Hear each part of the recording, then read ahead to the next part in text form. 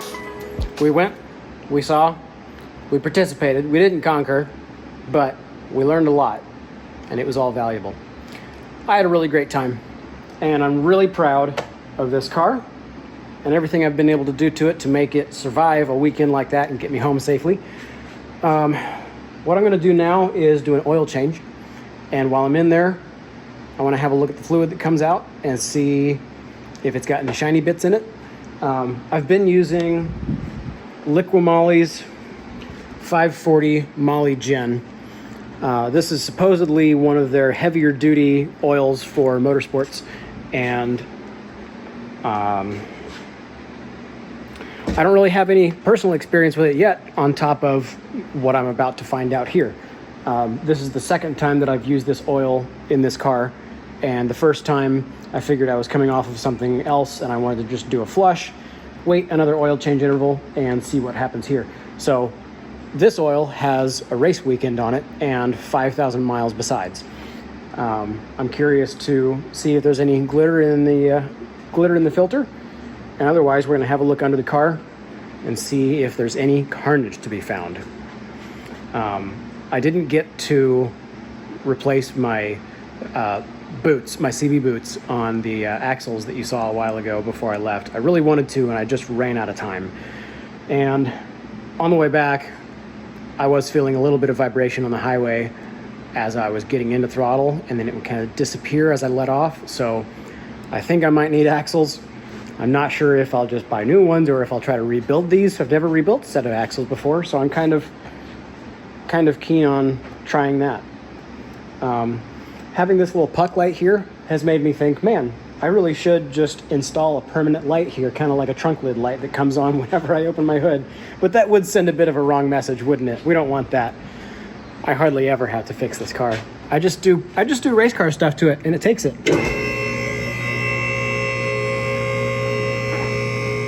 All right, I know right away a couple things that I'm gonna be looking for. Yep, that's gotten worse. I've got some sort of an oil leak right there. That might be oil pan, it might be rear main seal.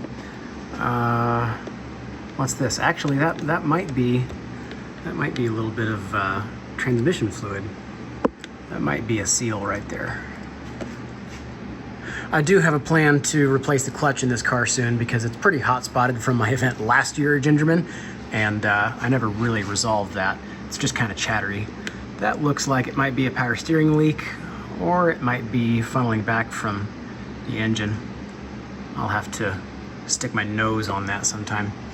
Let's have a look at our axles, see what we can see there. Yeah, there's still grease coming out from that over there. Still slinging. I mean, why wouldn't it? I haven't fixed it yet. It's making a mess everywhere. And yeah, there's a little bit of play in that. It's not too concerning, but it's not ideal. Oh, that one's got more in it than the other one. Yep, I think those axles are gonna need some attention. What else can we look at here? Props to my tiny front sway bar. It worked wonders. I was actually really impressed by what a difference that made. And I actually changed something up top that I need to show you in just a minute.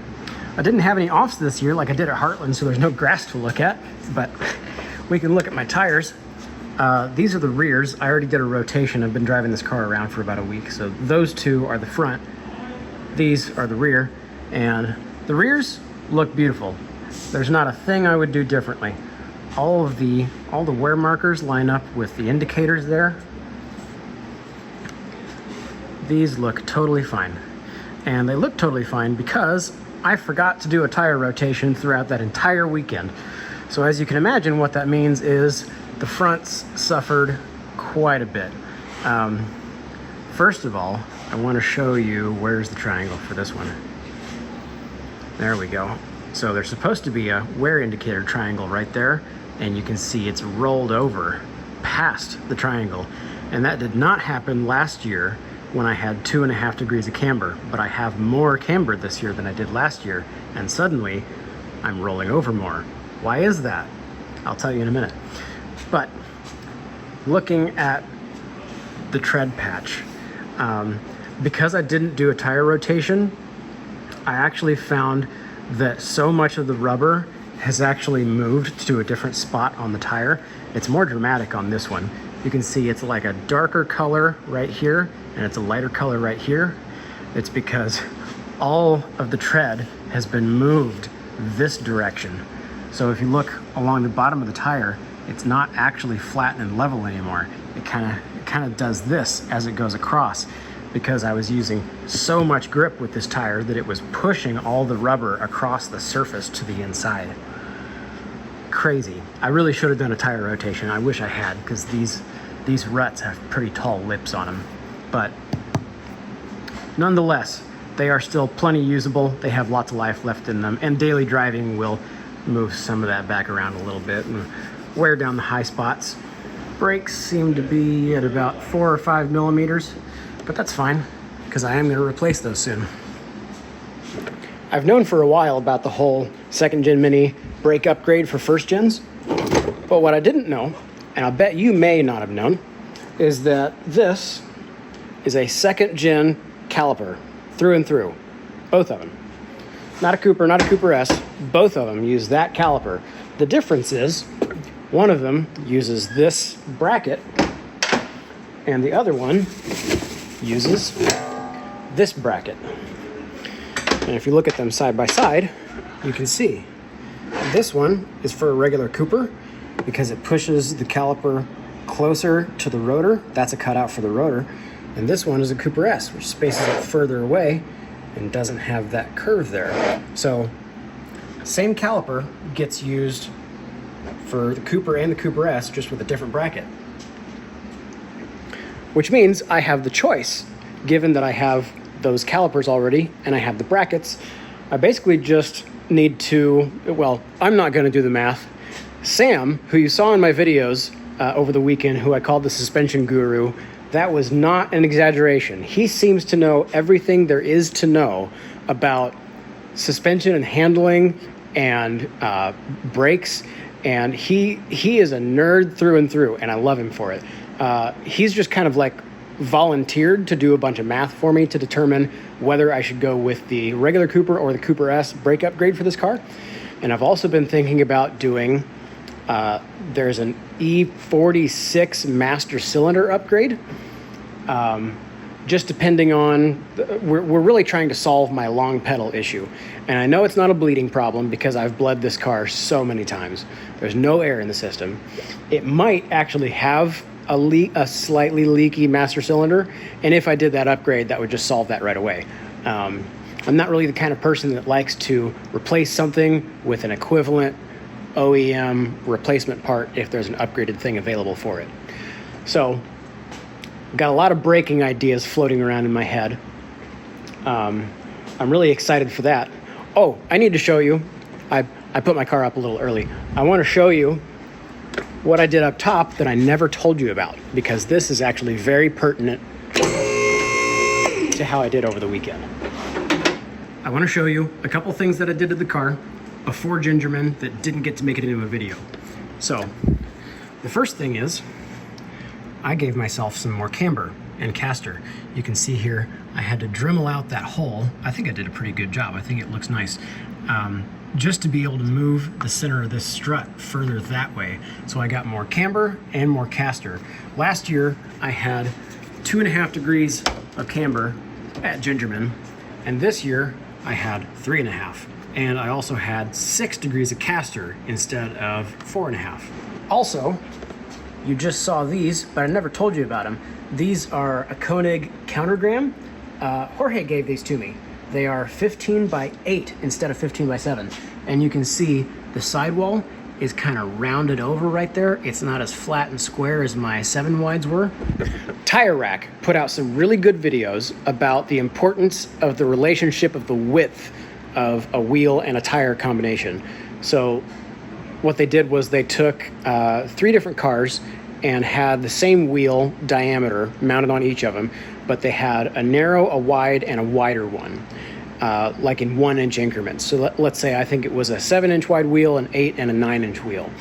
And between the 3 of those cars, they mounted 3 different widths of tire on them. And then with those 9 combinations, they took them to Gingerman and did laps. And they got opinions from the drivers on how they handled and behaved. And then they took down lap times. And they did a really comprehensive report of what tire is fastest given the wheel width that you have. And the really important thing that I learned was that the end-all be-all important part of this relationship is not how wide is your tire. It's not cram as much tire as you can on the wheel that you have. It's get a tire that fits the wheel that you have. And that's what I've done here. I had those 205 wides on my 7 wides last year, and they had a perfectly straight sidewall. And the conclusion they came to at Tire Rack was that a perfectly straight sidewall is not, in the end, as fast as a sidewall that has a little bit of curve to it. So with that, I figured I would get 15 by 8s instead of 15 by 7s. And since we're required to use this specific tire, the 205 50-15, that gave me that specific sidewall that I was looking for. And the amount of extra detail that I was able to get from the road surface at that track, just having this tire setup, was incredible. They were totally right. Like, I'm really impressed. And oh, by the way, don't they just look delicious? I love them. I really love them. Thank you, Jorge. I appreciate it. Yeah, so that's the tire thing. More camber, more caster. That's what I did. That was everything. I don't think there was anything else I changed.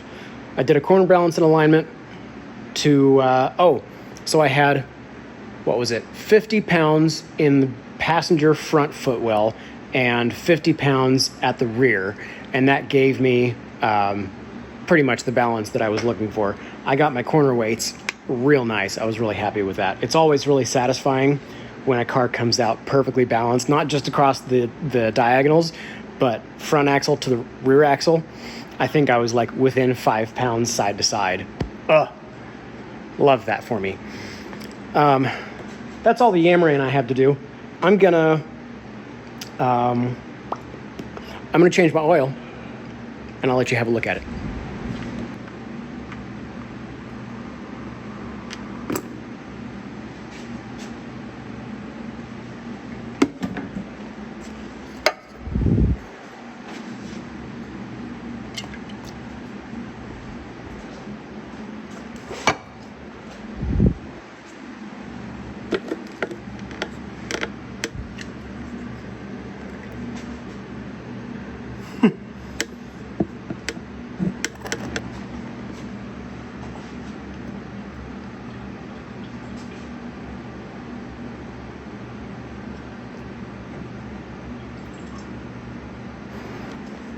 Let's have a look in the filter.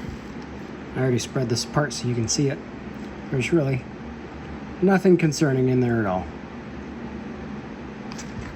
But in the oil, and this isn't really too terrifying, but there is a little bit of a glimmer, just a little, across the whole surface of the oil. I think what I might do is send that out to Blackstone to see what they have to say about it, because they do oil sample analysis, and they can tell me more things than I even know that they can tell me.